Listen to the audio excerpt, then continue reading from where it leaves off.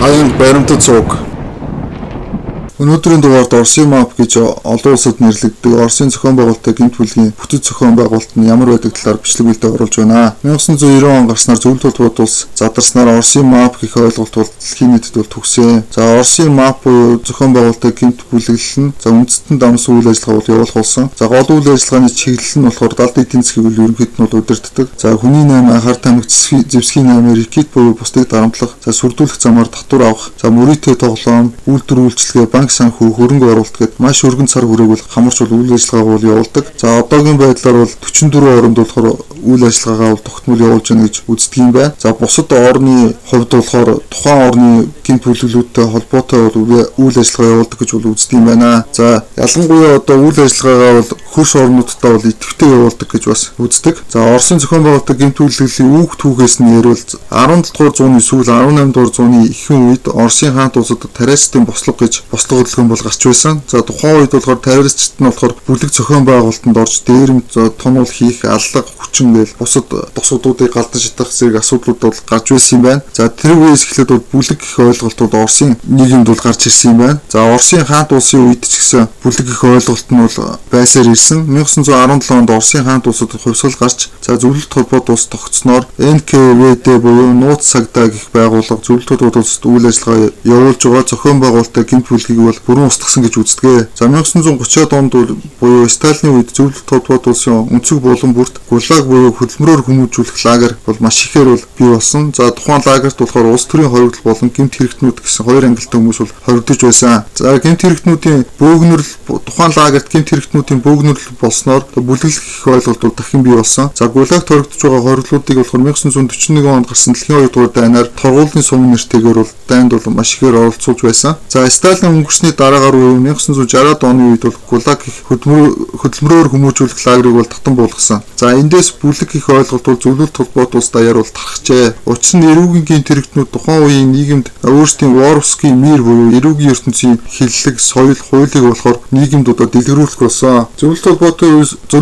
холбоот улсын үед бол бүлэглэх гэх ойлголт нь бол харьцангуй нуугдмал байсан. Тэдгээр нь хэвчлэн дамын 8-ны бизнесийг удирддаг байсан. Мөн хууль бус зүйл хийж байгаа энгийн иргэдийг одоо эрхийлэх буюу дарамтлах замаар татвар татаас бол авдаг байсан. За 1980-ад онд бол бүлэглэх ойлголт нь зөвлөлт холбоот улсын өнцөг булан бүрт одоо маш ихээр одоо бий болж шинэ бүлэглэлүүд бол маш ихээр бол бий болсон. 1985 онд болохоор зөвлөлт холбоот улсын тэргүүнээр Михаил Горбачев гэж хүн бол сонгогдсноор перестройка буюу өөрчлөлт гэх нэрийн доор за нийгмийн ажлууд бол зохион байгуулсан. Бүлэглэлийг дараагийн төвшөнд буюу зохион байгуулалтаа гэмт бүлэглэл болох эхлэлийг тавьсан гэж бол үздэг юм байна. 1990-ад онд хууснаар зөвлөлт холбоот улс задарснаар Оросын улбаны улсад үйл ажиллагаа явуулдаг байсан зохион байгуулалттай гэмт бүлэглэл нь үндэстэн дамсан гэмт хэргийн сүлжээг бол бий болгосон. За 2000-ад онд бол Оросын улбаны улсын тагнуул болон цагдаагийн мэдээгээр за Оросын улбаны улсад 964 гэмт бүлэглэл байна гэж бол тогтоож байсан юм байна. За 2001 онд болохоор гэмт бүлэглэлтэй ямарваа нэгэн байдлаар хамаарал бүхий 11590-д бол ял оноож байсан. Оросын зохион байгуулалттай гэмт бүлэглэл нь том жижигээс бол хамаарат хоёр өөр бол бүтэцтэй байдаг. За том бүлэглэлийн тухайд бол за хамгийн тэргүүн буюу дээд одоо давхархт нь болохоор Бахан гэж нэрлэгддэг.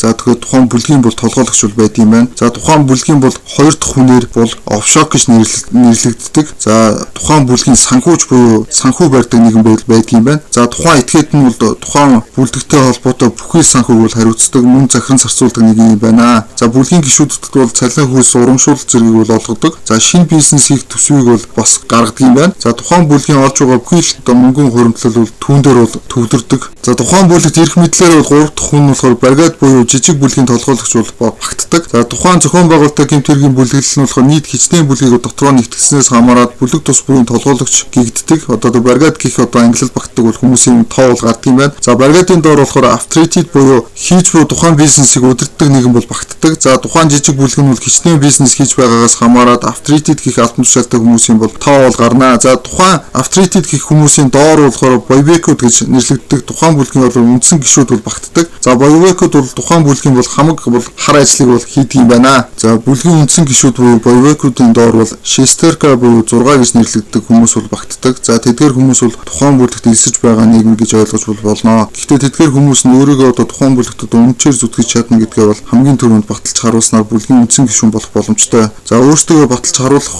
буюу үнэлэгдэх хугацаа нь бол харилцаа адилгүй байдаг. За хамгийн багадаа бол 3-аас 4 жил байж болдог юм байна. За тэдгээр хүмүүсийн гол хийдэг зүйл нь гэвэл мэдээлэгч болон тагнуулын үүргийг гүйцэтгэдэг. За бүлгийн нийт гишүүд бол өөрсдөө братва гэж нэрлэдэг. За энэ нь болохоор ах дүүс гэж нэрлэж байгаа ойлголт юм байна. Том бүлэглэлийн тухайд бол ийм байна. За жижиг бүлэглэлийн тухайд бол бүтцийн хувьд бол эхнийхт нь болохоор бригад, за хоёрт нь болохоор офшок, за гуравт нь болохоор авторитет, за дөрөвт нь болохоор бойбик, тавт нь болохоор шистерка гэсэн бол бүтцтэй байдаг юм байна. Бүтцээс нь харахад бол Оросын зохион байгуулалттай гэмт бүлэглэлийг бол одоо яаж нарийн схемээр ажилтгах нь бол харагдаж байгаа хөө. За бүтц болон хагас зэргийн зохион байгуулалттай зэргээс хамаарат үндэстэн дамсан гэмт бүлэглэлийн сүлжээ бий болох нөхцөл нь бол бүрдсэн байх гэж бол бодож байна. За Оросын зохион байгуулалттай гэмт бүлэглэлийн хамгийн дээд зэндааны хүмүүс бол вор закон буюу хуульчлагдсан улгаач нар бол байдаг. За эдгээр хүмүүс нь болохоор район буюу бүсээр нь бол хуваажил захирдаг. За тухайн бүсэд бол томч бай, жижигч бай одоо нэг бүлэглэл үйл ажиллагаа явуулж байгаа бол хүссэн хүсээгүй одоо эдгээр хүмүүст бол захирагддаг. За